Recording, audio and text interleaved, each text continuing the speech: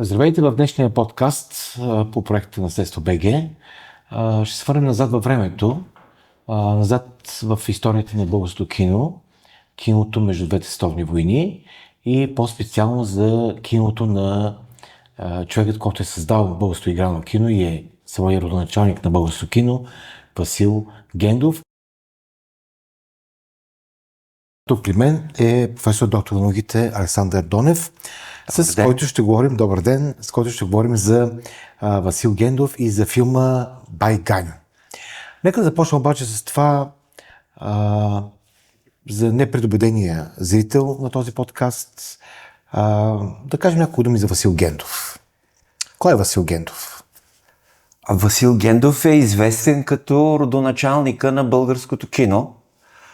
Неговия филм Българан е галант, създаден през януари 1915, поставя началото на, така да се каже, творческото българско кино. Преди него е имало опити във вид на отделни кинопрегледи, своеобразни кинорепортажи, които присъстват в програмата на българските кина по това време, главно Модерен театър, кино Одеон.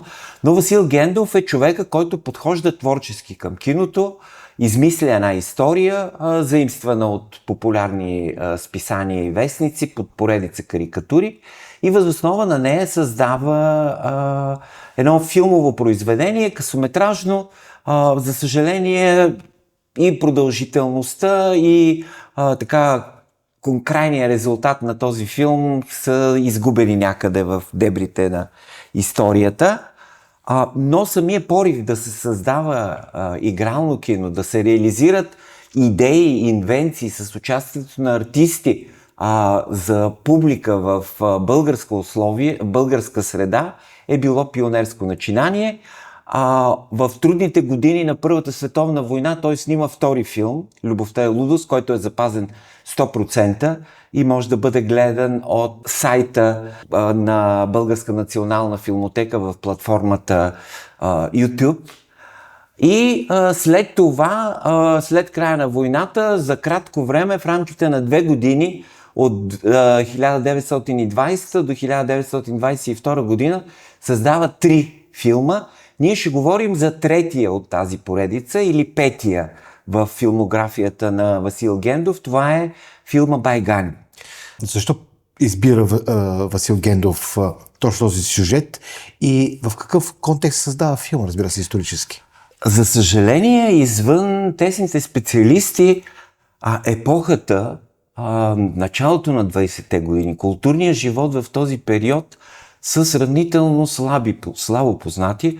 Смея да твърдя, че това е един период на възход на българската култура. Появяват се нови вестници, нови списания в литературата, е изключително бурно развитие. Появява се вестник "Развигор" на Александър Балабанов и Елин Пелин. Появява се списание "Златорог". Тоест една изключително интензивна културна дискусия във всички области.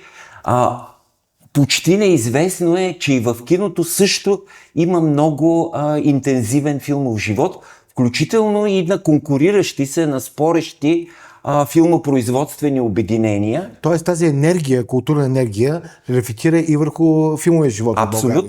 Абсолютно. За тези 3 години, от 1920 до 1922 година, са създадени 7 филма. Общо взето няма друг период в междувоенната действителност, в която за толкова кратък период да са създадени толкова много български филми. От тях 2 не стигат до екран, единият е завършен, но продуцентите му се отказват да го разпространяват, другия остава незавършен, но 5 от тези филми излизат на екран и 3 от тях са филмите на Васил Гендов. В същото време трябва да имаме предвид, че той работи в конкуренция с акционерно дружество "Луна", което е един мощен продуцент, разпространител, менеджер на киносалони, който се появява непосредствено след края на Първата световна война. Предполага се, че е създадено с пари на хора, които законно или незаконно са се обогатили благодарение на военновременните доставки, режима и така нататък. Една продуцентска филмова компания, която е в много добри връзки същото време с правителството. Може би тогавашните производствени фирми в киното, както ги нарече продуценти, съпоставимо ли с това, което днес наричаме продуцент? Напълно е съпоставимо, защото са работили със собствени средства. Разбира се, има голяма разлика между Луна АД, в чийто акционерен управителен съвет присъстват банкери, присъстват крупни търговци, хора с големи финансови възможности, докато срещу тях е Васил Гендов, който финансира филмите си със собствени средства, спечелени от гастролите на театралната трупа, която той ръководи, пътуващия театър, който обикаля страната и прави представление. Трябва да имаме предвид, че по това време единственият държавно субсидиран театър е Народният театър и в огромна част, на практика навсякъде другаде в страната, трупите са полулюбителски или финансирани за кратко от общинските власти, така че Гендов с театралната си трупа запълва празнината, липсата на театрални представления в една наистина будна, голяма страна с близо 5 милионно население по това време. В какъв политически контекст обаче този филм бива създаден, Бай Ганьо? И все пак избира точно това произведение на Леко Константинов и ситуацията, както и преди малко споменах, не е много спокойна по това време. Да, това е периода на управлението на Александър Стамболийски. Едно правителство, което идва с амбицията да управлява от името на народа и не бива да се премълчава и идеята им да управляват вечно. Те се подготвят с всички сили, завладяват всички лостове на държавния механизъм, имат мнозинство в Народното събрание, управляват същото време със свои кметове всички големи градове и започват постепенно да изграждат нещо, което с по-късната терминология можем да го наречем един авторитарен режим. Има хипотези, че избора на този материал, точно сюжета на Алековия роман с фейлетони за неговия герой Бай Ганьо, е избран като някаква форма на критика, усмиване на висшия водач на Земеделския съюз Александър Стамболийски, министър-председателя. Никъде в историческите източници няма потвърждение за тази хипотеза от страна на хората, които са ангажирани в създаването на филма, но трябва да имаме предвид в какъв период са писани тези мемуари. Главно те са създавани в условията на социалистическа България, когато БЗНС е главен съюзник на Комунистическата партия и да се коментира, да се говори негативно за Българския земеделски съюз е също толкова забранено, колкото и за Комунистическата партия. Това ли е причина по някакъв начин да има някакво забвение около този филм и около личността на Васил Гендов? Аз лично имам такава хипотеза, която е по-скоро построена въз основа на косвени доказателства. И едно от тези доказателства е самата история на филма. С някакъв археологически ентусиазъм се хвърлихме в изследване късче по късче на историята на този филм и открихме неща, които за предишните повече от 70 години от основаването на Българския филмов музей, онова, което е в основата на Българската национална филмотека, не е било така приобщено към знанието за филма.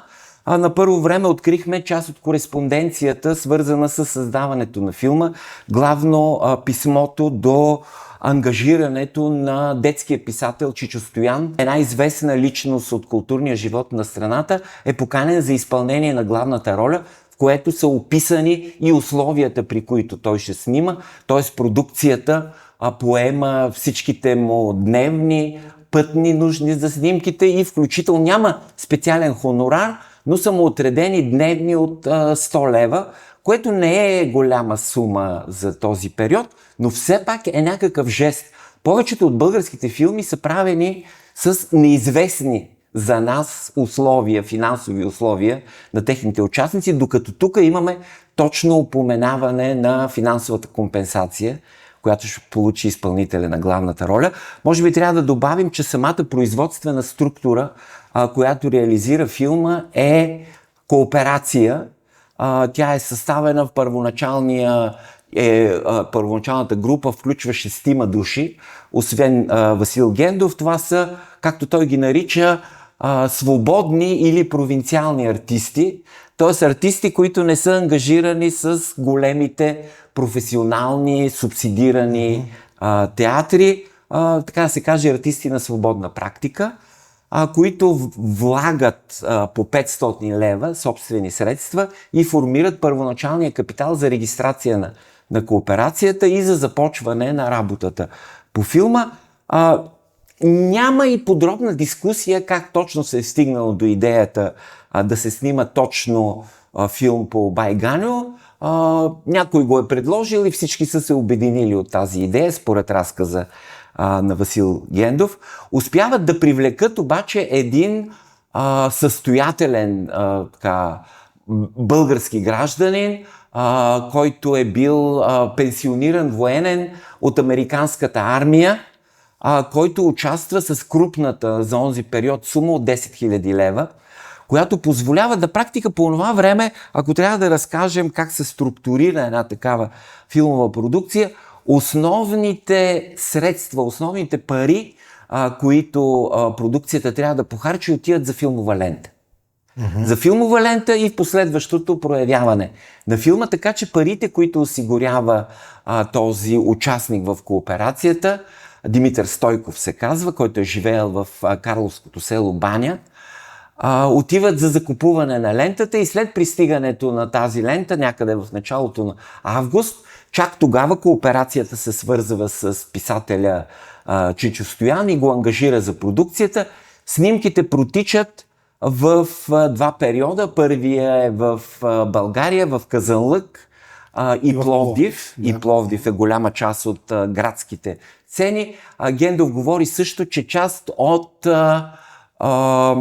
снимките влизаме тук в зоната на политическата коректност, сцените свързани с така ангажирането на ромското население да гласува за партията на Бай Ганьо.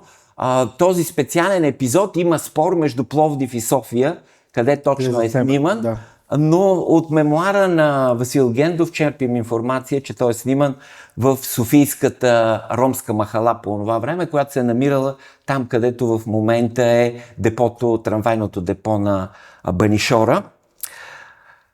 И втория етап от снимките, за който също са използвани средства от финансирането на Димитър Стойков, е във Виена. И снимките във Виена са свързани и някои от перипетиите, типично за подобен род независими продукции. Просто с края на снимачния период свършват и парите, липсват средства за престоя на групата във Виена, докато филма бъде проявен в лаборатория. Липсват средства за самото заплащане на лабораторията, липсват средства за хонорара на оператора, който е снимал във Виена, и той задържа материала, така че Васил Гендов трябва да се върне в България, за да намери средства. Те са осигурени от Спиро Янков, тогавашният директор на кино Одеон, който срещу правото да прожектира филма в своето кино финансира довършителната работа. Трябва да отбележим тук, че тогава лабораторията не е била в България на тази филмова лента. Не е професионално. Първият филм Българан е галант, Гендов разказва, че е проявяван на последния етаж на Кино Модерен театър, но в последствие всички други български филми са проявявани в чужбина. Т.е. лабораторната работа просто защото проявяването е процес, който гарантира наистина качеството на картината, която зрителите ще гледат. Обикновено тогава се произвежда по едно копие и това е в продължение на десетилетие, почти до края на 30-те години. Всички български филми се произвеждат в едно единствено целулоидно копие. Филма е готов. И според думите на Васил Гендов, той е имал голям успех в киносалоните, само че всички наши усилия да открием свидетелства за този голям успех или поне някакво съобщение, че този филм е бил прожектиран, не се увенчават с успех дълги години. Едва миналата година, през ноември месец, при поредното преравяне на вестниците от онази епоха, в един не толкова авторитетен вестник от това време, в ежедневника Слово, открихме в един ред едно съобщение, че на 30 ноември в кино Одеон има прожекция на филма Байганю. И това е единственото съобщение за сега, въпреки че Васил Гендов говори за прожекции в рамките на една седмица. Защо има липса на информация как филмът е бил посрещан от зрителите? Ти говориш за едно изречение, но вероятно са били повече. Къде се губи нишката? Има още една публикация в сатиричния вестник Маскарад, който е без да бъде афиширано, но е редактиран основно и управлява на художествената, редакционната дейност на вестника от Христо Смирненски. Между другото, това е причината, тъй като вестника е изключително критичен спрямо земеделското управление. Произведенията на Христо Смирненски от този публикувани в това списание и фейлетони, различни сатирични бележки и поезия да не присъстват дори в пълното 5-томно издание, издавано в края на 80-те години. Но там има също споменаване на филма Байганю. В една публикация от 24 ноември пише, че предстои филма да се показва в кината, така че можем да направим заключение, че в периода между 24 ноември и 30 ноември той е имал възможност да направи, ако не една пълна седмица, то поне 3-4 дни филмови прожекции, което е било изключително голям успех за филм, който се е прожектирал в онази епоха. Най-зрелищните суперпродукции, главно германски и италиански по това време, са прожектирани по 3 дни. Обикновеният срок, в който остават филмите в кината, е 2 дни. Така че един 3-дневен успех, а може би и повече, на филма на Васил Гендов наистина е бил нещо внушително за онази епоха. Според теб на какво се дължи липса на информация? Периодът е много драматичен за държавата като цяло. В исторически план това е периода, в който Земеделския съюз организира един референдум за съдене на виновниците за двете национални катастрофи.